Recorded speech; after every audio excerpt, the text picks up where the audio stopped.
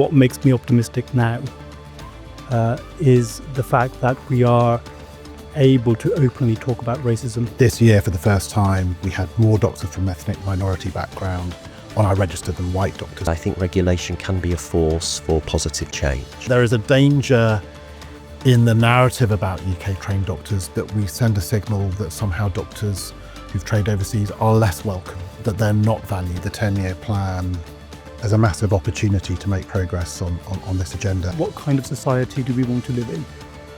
It needs to be a society where people are able to engage with each other, able to celebrate their differences. I've been really heartened by the extent to which our valued 3,000 staff in CQC are all determined to really drive that patient-centred agenda. Success of the plan will depend upon the degree to which we are able to, as collectively, build and rebuild levels of trust with our communities and with our staff. No single organisation can fix inequality in isolation. Voices of Care, the healthcare podcast. Julian, Habib, Charlie, welcome to Voices of Care again. Great to have you on here. A seminal moment for the NHS. 10-year plan, of course, has been published a while back now. And we're here to really look at the workforce equality issues and really highlight some of the work that you've all been doing. I think you had a roundtable event back in June in the summer where distinctively you came together as regulators to discuss this point. Julian, can you tell us a little bit about that? Because it's quite a distinctive gathering. Yes, absolutely. And great to be here. It was, I felt, as you say, quite a seminal moment in terms of regulators, providers, system leaders coming together, really to look at the issue of tackling workforce racism, inequality in health and social care. And we were delighted that the GMC, NMC, ourselves came together, and under the chairmanship of Habib and the Race and Health Observatory, we looked at some of the key questions that face us right now. I think the evidence base for this is compelling in terms of the impact of inequality across the health workforce and the ultimate impact on delivery of care. There's a really clear agenda for providers of care, but also I think for regulators, because ultimately I believe one of the roles of regulation is to spur improvement, development, awareness. And certainly in the session we had, which was very positive and productive, we considered both the research and evidence and also some of the practical action required of us as regulators of the system in order to address what is a major issue. And I'm sure as we talk through it today, we'll highlight some of the key issues, gaps and action that we need to take. No, absolutely. And Charlie, from the GMC's perspective, I think at the roundtable, you were candid as ever, saying that the price of getting this right was worth it. It's not an overnight fix. And I think you highlighted the fact that it's rare that potentially one can move the dial on that mythical productivity that's always talked about without actually necessarily investing large sums of money if we get this point right. Yeah, that's absolutely right, Sahel. So I think, the fact is that our most important asset in healthcare are the healthcare professionals who work within it. And the fact is also that we know that too many of those healthcare professionals face inequalities in their day-to-day work in medicine. I mean, our focus is doctors as the General Medical Council. This year, for the first time, we had more doctors from ethnic minority background on our register than white doctors. So that's a really important tipping point. But at the same time, we know that we see inequality that is both prevalent and pernicious. I think you use the word shameful. It is shameful. It is shameful. And your point around productivity is really important, because that inequality means that doctors aren't able to perform at their best. It means we're more likely to lose the capable doctors that we need. But I think the key point for me from the roundtable was that real collective understanding that the whole is greater than the sum of its parts. Healthcare is complex and it's interrelated. No single organisation can fix inequality in isolation, and of course we'll all focus on our own responsibilities. But the scale of the challenge requires collective commitment, and my very strong belief is that if we align our efforts, we're going to have a much better chance of success. If we're clear about our expectations from professional regulators about what standards we expect from the healthcare professional that we regulate, if system regulators are really clear about expectations from employers, providers and systems, and if those align, we have a much better chance of succeeding. And hence the reason to bring the regulators together. Now, the first step, of course, is identifying the challenge. And Professor Habib, you presented some data. I hate to remind everybody, it's, I think, something like 10 years since the Workforce Race Equality Standard began producing data, some interesting insights, but perhaps you can flesh out a little bit about the data that you shared and what the data tells us around the diversity of the NHS workforce, because it's dramatically changed in recent years. And is continuously changing. The data tell us that tackling inequalities is critical for health and across the healthcare system. As you say, Sahil, 10 years on from the rollout of the RES, we have made some progress in some areas, but there's a huge amount of work to do to look at representation, to look at the experience of ethnic minority staff working in health and social care. And it's by no means mission accomplished. And just as Charlie has said, over 50% of the medical workforce is from an ethnic minority background, and that kind of highlights the dependence we have on international recruitment and international staff, and other parts of the workforce, nursing workforce, etc. And that diversity is fantastic. It's great and needs to be celebrated, and it must be celebrated. And at the same time, the healthcare system and the NHS must be ready for that level of diversity. And the data tell us that it's not. The statistics we have around bullying and harassment, discrimination from your own colleagues, twice as high for ethnic minority staff compared to their white counterparts, more likely to go through a formal disciplinary process than their white counterparts. And of course, leadership representation remains problematic for the NHS, is a long-standing challenge for the NHS. I remember back in 2021, the gap between board representation, workforce representation for ethnic minority staff was around 9%. That since 2021, that gap has grown to 12%. Despite the EDI plan coming out in 2023. Absolutely. Yes. So there's a huge amount of work to be done in this area. And of course, tackling these challenges is critical for the NHS and critical for the 10-year healthcare plan to be successful. You know, these challenges are not distinct to the issues that we have or the challenges that we have around health inequalities, and making sure that the NHS is equitable for everyone. Absolutely. And Julian, I remember, I don't know if you remember, but it was on a fairly wet afternoon in Leeds. We met just after the interim people plan was published, which you had a big part in, of course.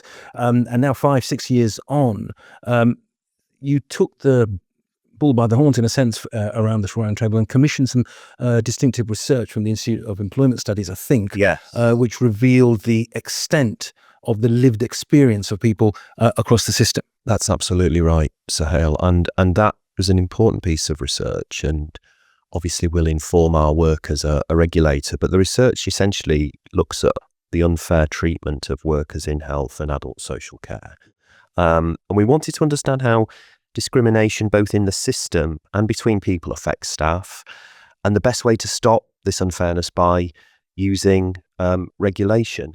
And I think this really matters because we wanted to learn more about that unfair treatment. And that includes how people might be treated unfairly because of workplace rules, culture, or indeed wider society. And we wanted to find out how practically we could reduce that unfairness by using regulation. Because I think, as I said, I think regulation can be a force for positive change, as well as obviously, certainly our key role in protecting people that use services. There's always a really strong connection between the experience of frontline staff, their experience of leadership, their experience of the culture of the organisation, and ultimately what patients, people that use services, those that draw on health care and social care support experience. So the consequence of this is that it's really helping to sort of shape our approach as we think about refining and improving our assessment framework. The CQC has been heavily criticised around the single assessment framework, and we're determined to improve that. But what better way than to start with some compelling research that adds to the body of research and evidence, so that when we look at organisations and we look at systems, we're focused and sensitised, and our inspectors and our teams really understand the impact of this. I would also add, of course, that we're delighted that we've got 4 new chief inspectors. And in terms of that broader focus on health inequalities, our new Chief Inspector of Primary and Community Services, Professor Bola Olawabe, will be bringing a huge amount of experience and insight to that. So I think just in terms of turning that research into practice, I think we're feeling positive, determined, and energised by that. No, and that's good to hear. In terms of, as you say, the CQC has been on a journey prior to your taking the helm. You obviously don't like easy wickets, so it's great to see that. One thing that struck me from that research from the Institute, Professor Habib, was that I think 80% of respondents highlighted their lived experience of feeling distressed, but only 25% felt confident enough to raise it formally. Some of the metrics or some of the recommendations that you shared might be quite important to highlight here, because there's a training issue here for leaders and individuals. If we're having these type of recurring numbers, broadly speaking, over the res data with, as you said, Black, minority, ethnic staff twice as likely to face discrimination from a colleague. Yes, absolutely. And just as Julian has highlighted, there is an evidence-based link between staff satisfaction and better outcomes for patients. And the research tells us that the way an organisation treats its staff, and in particular its minority staff, is a good barometer for the overall culture of care within an organisation.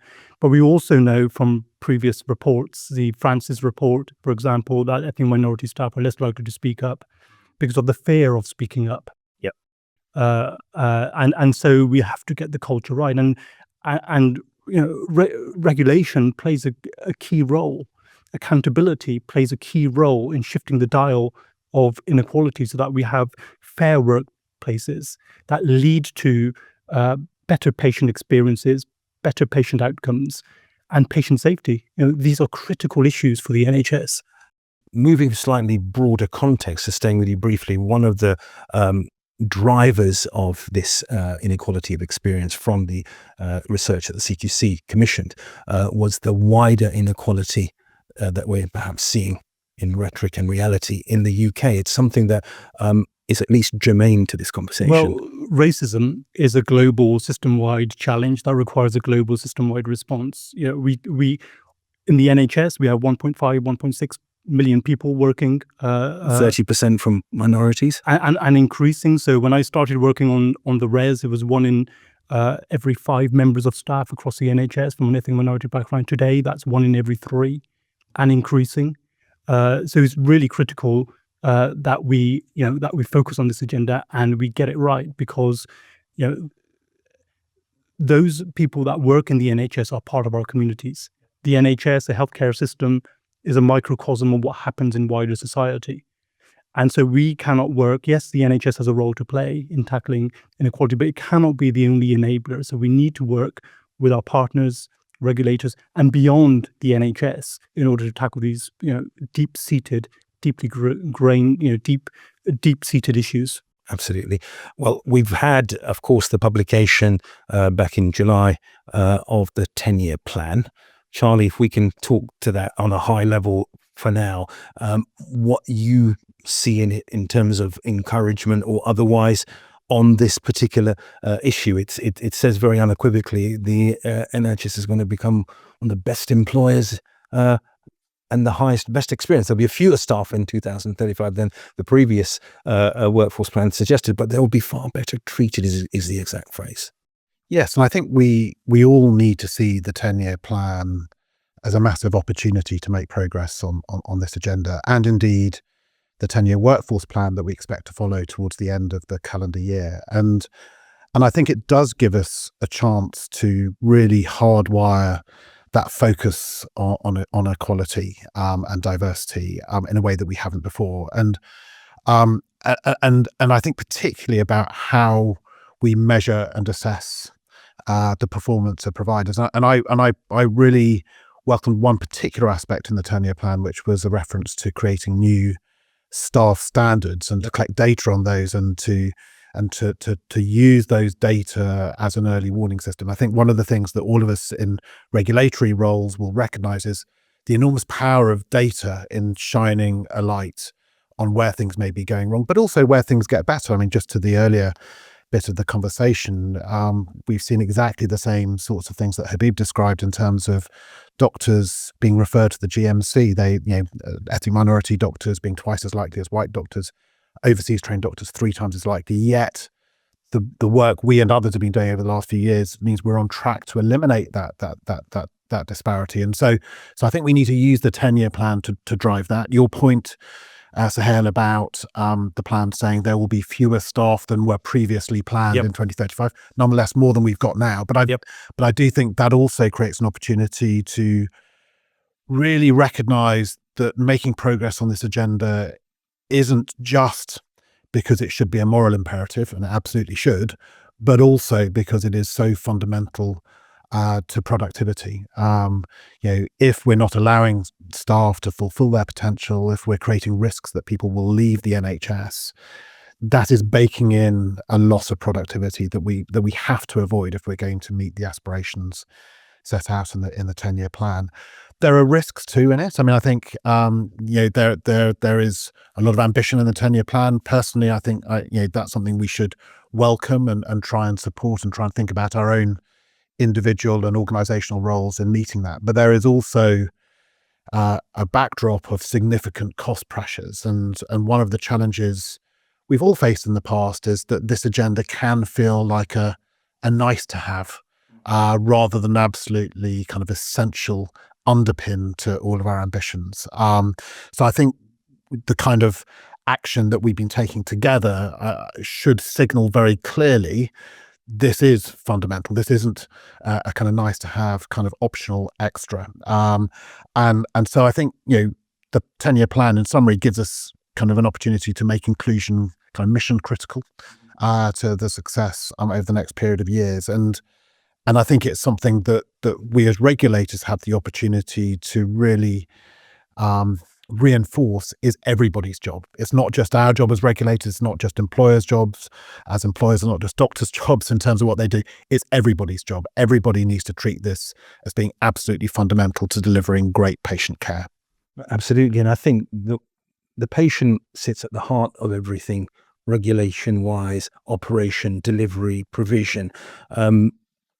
Julian, no pressure, but the 10-year plan talks about the CQC becoming the most effective patient-centric healthcare regulator in the world. So tell us a little bit about how that's going to happen. Well, indeed. So, I mean, I think it's been well documented, the scale of the challenges that the CQC has had, the coming together of 3 major problems in terms of an assessment framework that has met with a lot of criticism, and together with a computer system, a regulatory platform that has failed, as well as a move away previously from the sort of sector specialist approach. Now, those 3 things together really did, I think, bring CQC to its knees, and I think now sort of famously Secretary of State declaring it not fit for purpose. So to go from that point to exactly what you've described in terms of a world-class regulator is going to take an awful lot of hard work, but it's a very, I think, exciting and doable journey for us to move along. And already, even over the last few months, I've been really heartened by the extent to which our valued 3,000 staff in CQC are all determined to really drive that patient-centred agenda. We've spent a lot of time working on our own culture within the organisation because, of course, when you're a provider, when the CQC comes to review your services, make assessments, inspect, that needs to be a process of reciprocity, learning, one where there is that real focus on the experience of the patient, of people that use services. And so we've reframed our purpose as a regulator to emphasise the fact that we have our core duty to protect people that use services, but we also have, and it is enshrined in the Act, we have a responsibility to support improvement. So the role, I think, of any regulator to highlight best practice, to bring people together, to ensure that everyone is clear what good looks like. And so the agenda we're talking about today is central to that. And as we move along through the changes we're making, so back to that sector expertise with our 4 chief inspectors that we've appointed, I'm delighted with the quality and the diversity of colleagues at that senior level. That's going to, I think, send a positive message about our intent as a regulator, the work that we're doing to reshape our assessment framework, and indeed the way that we're engaging with the service, both in social care, independent sector, NHS, primary care, to try to get colleagues out there involved in our work.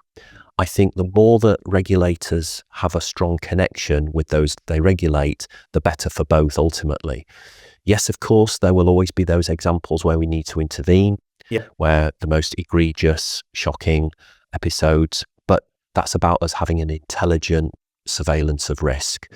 Back to the 10-year plan, use of artificial intelligence, use of data, sharing data across regulators, ensuring that we've got that sort of ability to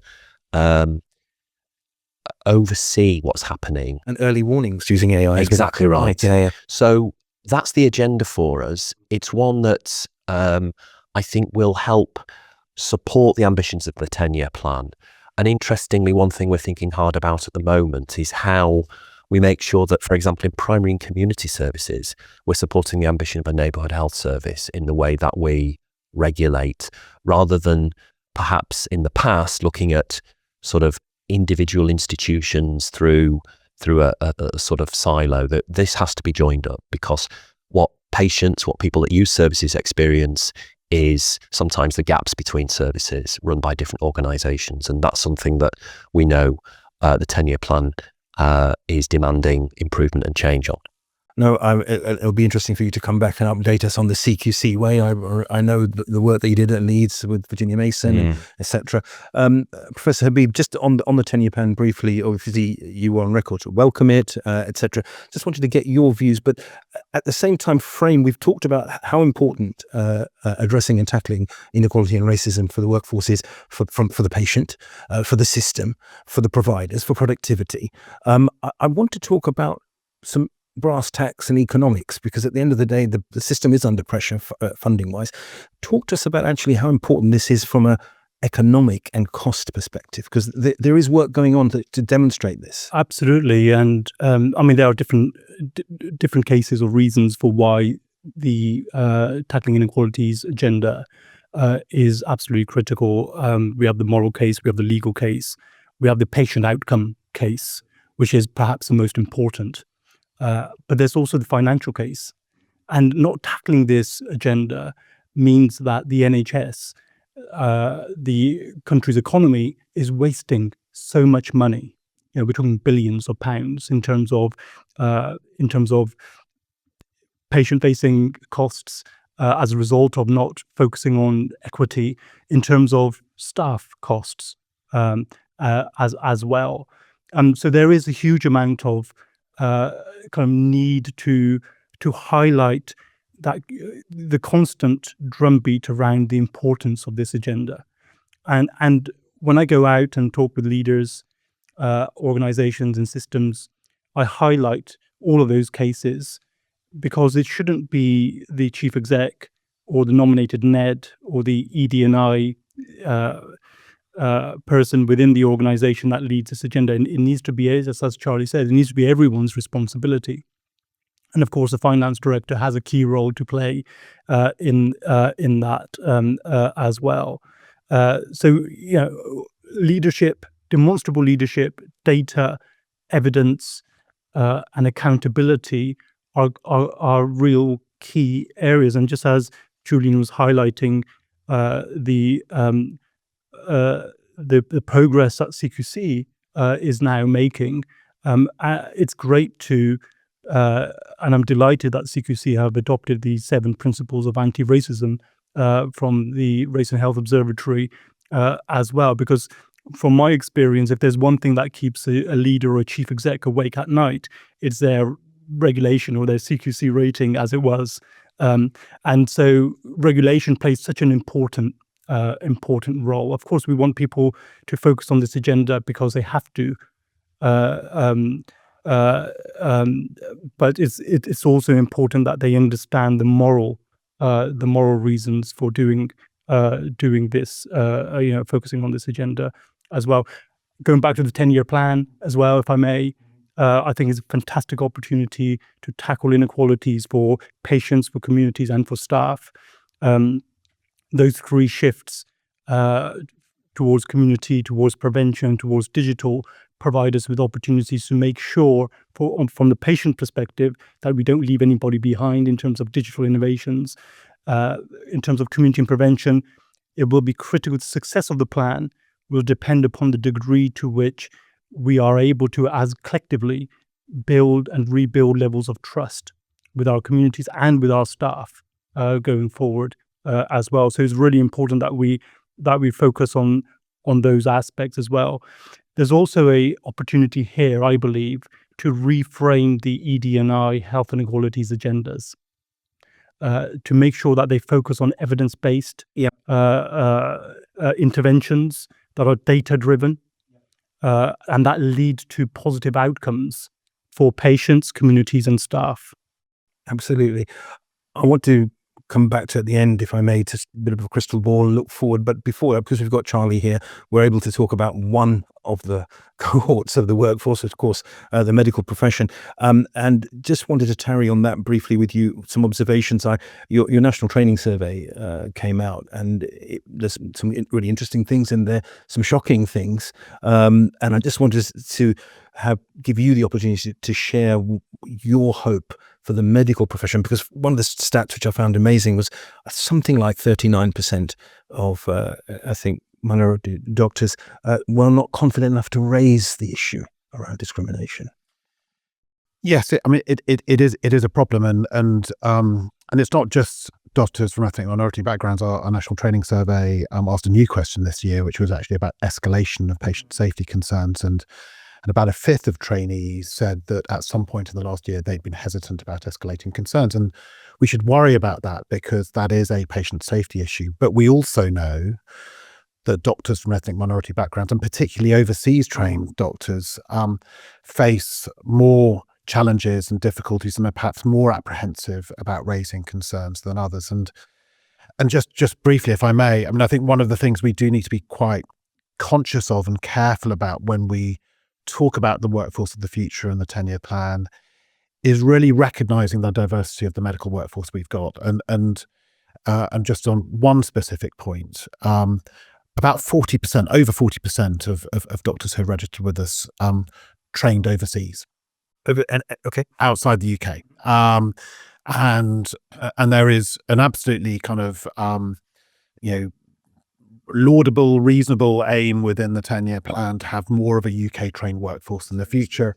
It is, and indeed, if we're going to have a sustainable workforce, that's really important. But we need to recognise how reliant we are on that overseas trained workforce, and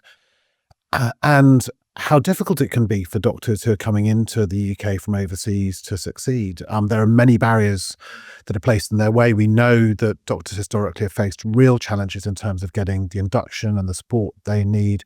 We've provided our own induction to doctors. About 55,000 have gone through that since we started our programme just over a decade ago.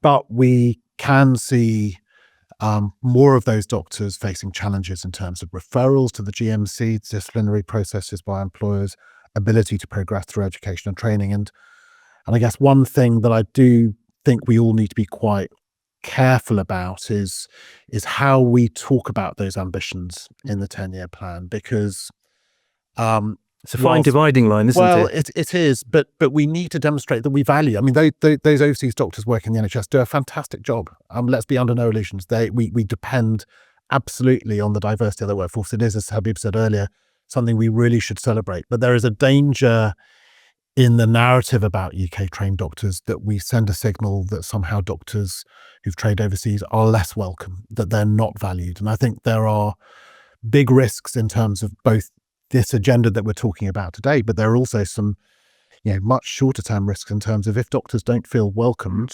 Remember, these are doctors who've moved countries to work before. They're very able to vote with their feet and leave the UK. And I think we need to be really conscious about how we create a narrative that is embracing, valuing and supporting and celebrating the diversity we have within the medical workforce, whilst also having mature conversations and narrative about how do we want the shape of that workforce to evolve in the future. And I think that's something incumbent on all of us to be really reflective and thoughtful about how we talk about those sorts of issues. Absolutely. A couple of final points, if I may.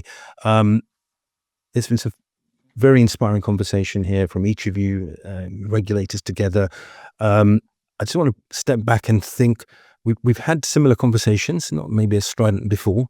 I'm old enough to remember that there was a Race Relations Act in 1965, one in 1968, 1976, indirect discrimination. Stephen Lawrence was 1993, Macpherson Report, Equality Act 2010, Res 2015. So this agenda's been around for a while, and I wanted to highlight from each of you, what can we do to make sure this conversation isn't happening again in 10 years' time? What are the pitfalls that we must avoid? Julie, I want to come to you, obviously, as a regulator and a very celebrated leader in the NHS. The EDI plan that came out in 2023 had a number of laudable action impact points, one of which was to eliminate the environment where bullying and discrimination could take place. And I'm not sure we've done that, but a couple of things that we've got to avoid, so to make sure that this does actually become a concrete reality.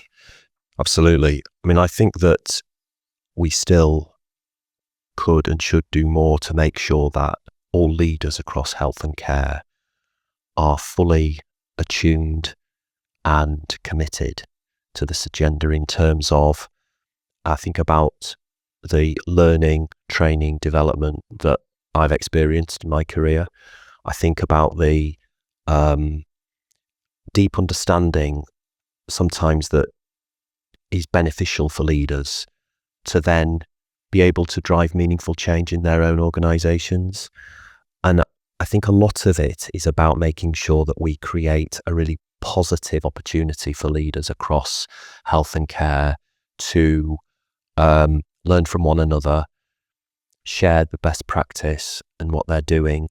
And actually, there are many good examples of how practical steps on recruitment, on development for emerging Black and ethnic minority leaders in organisations. There are some important moves in a number of places I've seen on the allyship programme. And there's a clear roadmap now that we have, which Habib mentioned earlier, we're using as an organisation, the commitment, I think, of every organisation to be anti-racist, to follow the 7 key steps. We have a framework, we have the evidence. I think that's a core leadership activity. So I'd emphasise that. And I think even more so in a society that's divided and riven by many controversies and challenges at the moment, I think it's vital in the work we do to deliver ultimately for our patients to tackle health inequalities that we're able to strengthen and deepen our commitment to everything we've discussed today. Thank you for that. Habib, how do we, your comments on that, make sure we avoid these pitfalls that perhaps we've had in the past? Absolutely. I think, Sohail, what makes me optimistic now is the fact that we are able to openly talk about racism. Julian talked about the 7 principles of anti-racism that we put out. I'll just talk about the very first principle because I think it's critical, and that principle is naming racism. In any part of life, in order to change something, you have to acknowledge that there's something to change. If there's no acknowledgement that racism exists, or racial inequity exists, then you will not be able to move from that first step to any demonstrable change. So naming racism, I think we've come a long way since the 1960s and the legislation in the 60s, 70s, even 2010 Equality Act. I think we are now acknowledging that actually we have a problem and that we need to do something about it. And what makes me optimistic is this seminal point, not just a plan, not just Julian's appointment at the CQC, but the willingness of the regulators to come together, to work together, to be on the same page with regards to taking this agenda forward in a meaningful way. So I'm grateful to Charlie and to Julian and the other regulators for demonstrating leadership in doing exactly that. Absolutely. And Charlie, the research that the CQC commissioned for your roundtable back in June, one of the remedial actions that it pointed out was a point that you'd made earlier, but I'll let you amplify that, was to consciously celebrate diversity within the system. Absolutely. And to your point about all of those things that have happened over the years, I think we are at a seminal point because I think too often in the past, when people have talked about this agenda, it's often got too much lip service and not enough action. And it's really welcome to hear Julian talking so much today about improvement. And I've heard Julian talk about a lot about that in the past. I think the job of regulators is to drive improvement in the system. But that isn't something that actually you've heard always from regulators, both professional and system regulators. And what that means in practice is a preparedness to roll our sleeves up, to work out what works, build that evidence base as Julian's described, but also put our muscle and our resource into the accompaniment and support that actually enables senior leaders not only to be told what they should do, but to be helped with that journey. And I get a real sense of a change in the way in which regulators are prepared to roll their sleeves up and get engaged in that agenda. I think the other point for me is around how we use our data and the way in which we assess performance. I think it is a really important point that we are prepared to hardwire this agenda into the way in which we judge performance, whether that's Julian judging the performance of employers, providers, systems, whether it's the GMC judging training environments for doctors, or the way in which we set standards for individual doctors. All of those things in isolation are really important. But if we do all of those things together with a common purpose, with a common set of principles underpinning them, we have the real power to affect change. And the prize here is patient safety. If we get this right, I mean, Habib absolutely rightly talked about the billions of pounds that we lose, but he also started with the point that the fundamental outcome here is about what job we need to do to improve patient safety, to drive better patient outcomes. And the burning platform is the fact that there isn't going to be billions and billions of extra pounds being spent in the NHS over the next period of time. The 10-year plan was clear. We will have a smaller overall workforce in 2035 than was previously projected. So there is a massive burning platform to make sure that we are really valuing supporting the entirety of our healthcare workforce. It's not just doctors, but all healthcare professionals. And we're only going to do that if we really lead this agenda. So I feel quite excited about where we are. I do think we're in a very different place than we've been at any time during my tenure in this job. And I think there is a real sense of collective commitment and determination to make change happen. Absolutely. One final point. Paint a picture. We've talked about the pitfalls. You've done that now here, Charlie, with the patient-centric element. But take the bigger picture, perhaps Julian, Habib.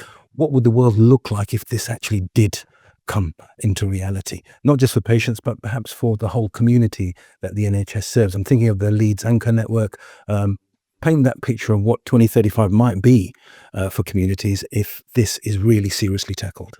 So I would hope that we'd see, first of all, much greater empowerment for all citizens in relation to their own health and care, and that reaches across all communities, and that there is the ability for people to feel really connected and supported to manage health issues, challenges, to be able to access support in their neighbourhoods, and for that in turn to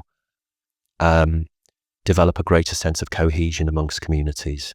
I do believe that big public sector organisations in any town or city in this country have an additional responsibility to think about social cohesion, to think about how they can act as anchors, if you like, to reach into communities on employment, on good quality housing, on ensuring access to health and care services, leisure, green spaces, or transport. All of those things are connected. All of them, we know, contribute to the sort of wider determinants of health and care. So a lot of that is about connecting up policy, but actually acting locally. And I think the 10-year plan really does emphasise that. And the second thing I would hope is that we are just much more compassionate and kinder to one another as co-workers, as colleagues, and that we don't fear or act defensively when we're presented with clear evidence about inequalities, about the experience of people in the workplace, that we use it as a positive opportunity and welcome it. And that shift, I think, is one that is possible, but it does require many of the things we've described today. Fun word with you, Habib. I absolutely agree with Julian. Empowerment increases, increased levels of trust and confidence. Shifting the dial in the data that we see. But the fundamental question is, what kind of society do we want to live in? It needs to be a society where people are able to engage with each other, able to celebrate their differences, and look at the positives in those differences, as opposed to looking at issues that are detrimental, not just to ethnic minority people, communities, and staff, but to all people as well. So in that sense, I'm very optimistic that we can make a difference this time, and that can lead to a better world that we can all live in 2035. On that hopeful and inclusive note, and the example of the regulators uniting, Julian, Habib, Charlie, thank you very much for joining us again and sharing your candour and your wisdom. Thank you. It's been a pleasure. If you've enjoyed this episode of Voices of Care, please like, follow, or subscribe wherever you receive your podcasts. And if you want to learn more about how we're turning the dial on health and social care, please visit newcrosshealthcare.com/Voices of Care. In the meantime, I'm Sahel Mirza. Thank you very much for joining us today, and I look forward to seeing you on the next episode. I think that's what we call a wrap. Voices of Care, the Healthcare Podcast.